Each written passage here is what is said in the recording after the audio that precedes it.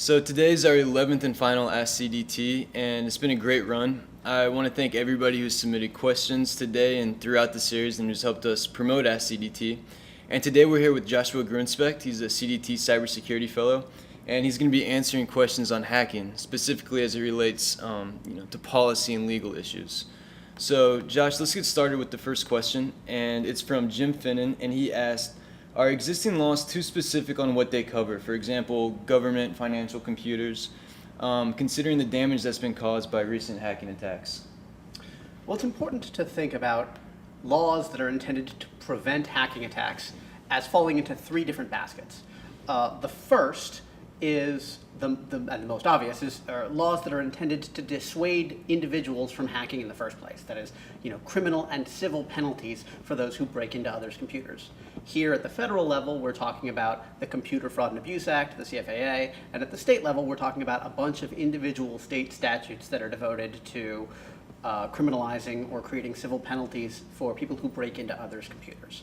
In the second basket, we have laws like the data breach statutes that we see in many of the states. There's no federal equivalent to these, but laws that are intended to create awareness within the consumer that there has been a breach of his or her data, to allow the consumer to make informed choices about what services to use, and therefore to give the companies that provide those services market incentives to make sure that they provide services that are as secure as possible. Mm-hmm. In the third basket, we have direct commands from the government to service providers to say, you must secure your networks in this way. And the most obvious version of this at the federal level is the Federal Information Security Management Act, or FISMA, which is the government telling individual government agencies how its websites ought to be secured, how their websites ought to be secured, so that it can maintain appropriate cybersecurity within government confines. Now, Jim's question is asking us whether we should have a larger coverage for some of these laws. So let's take each of those three baskets.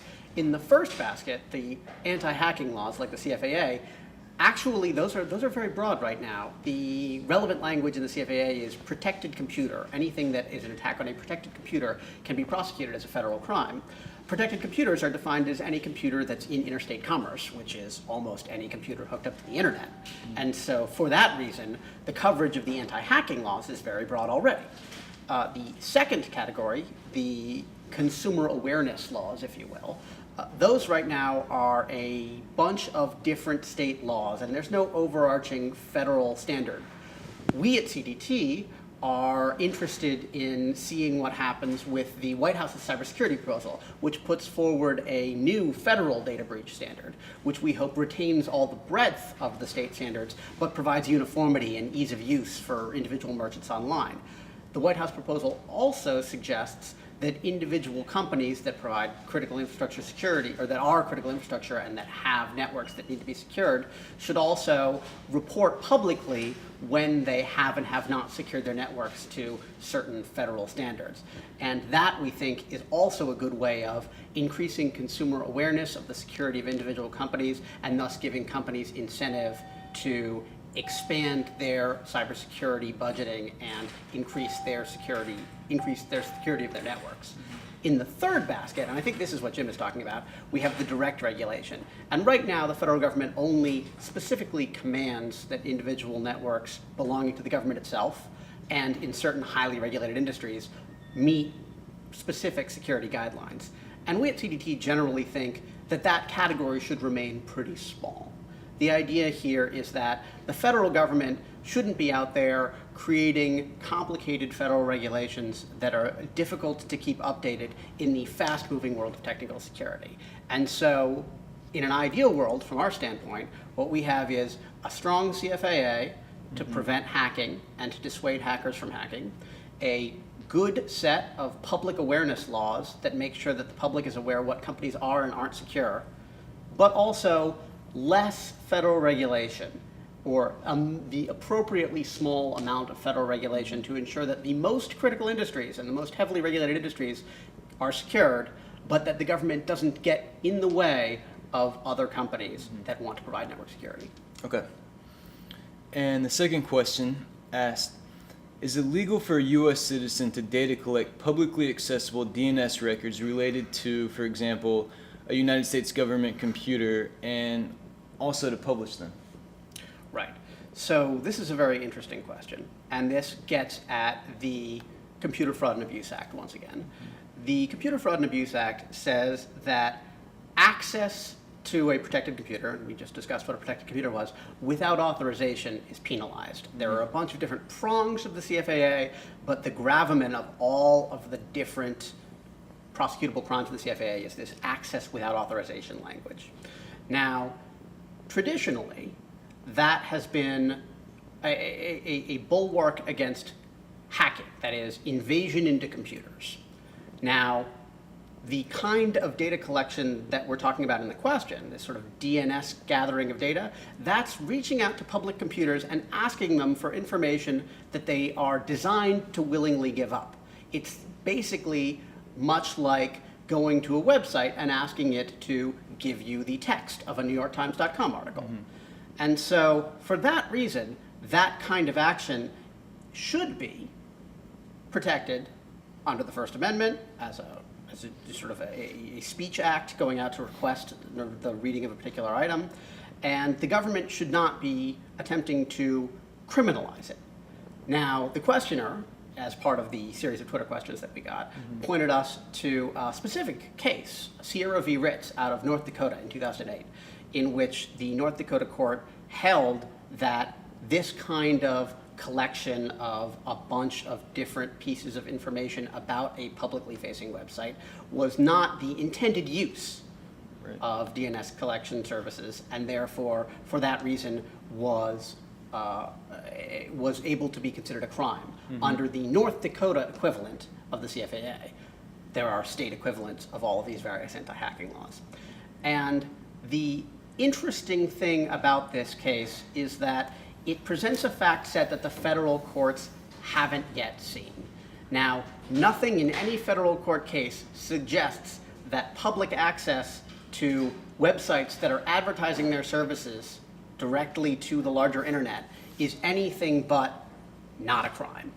However, because the access without authorization language in the CFAA is not well defined, this is an example of how individual courts can sometimes take that language and use it in ways that were not intended. Great.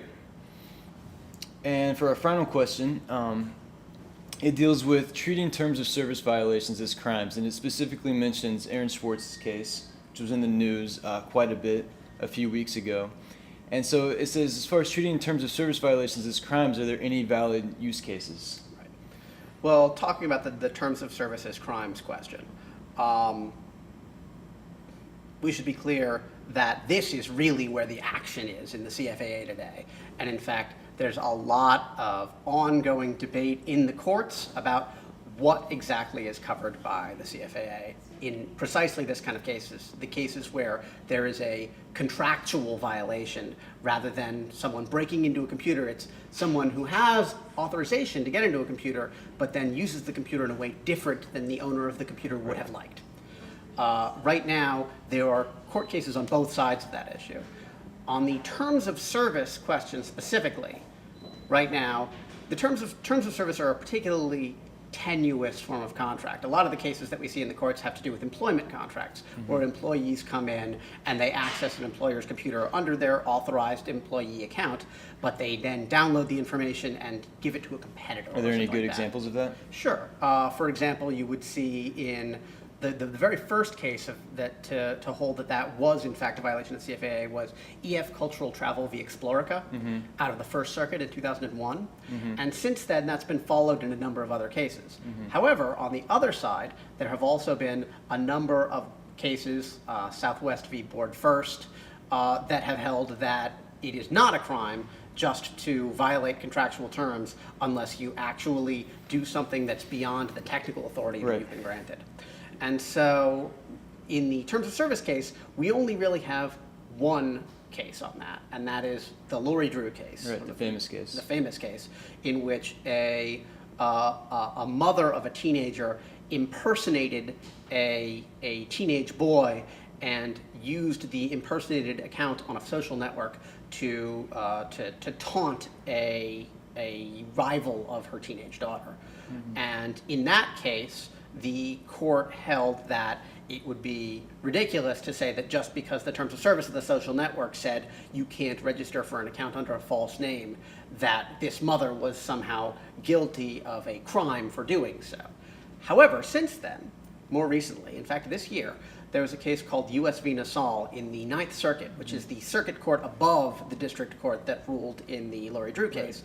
And in that case, the court held that an employee who had signed an employment agreement could be held criminally liable for failure to adhere to that employment agreement when using the network of his employer to download data and give it to a competitor.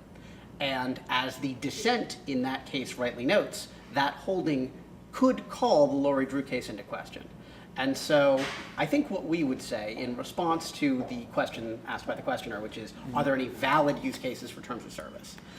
What we would say is this: there are plenty of times when a violation of terms of service would be, to access a particular service would be a crime, but it's not because of the violation of the terms of service.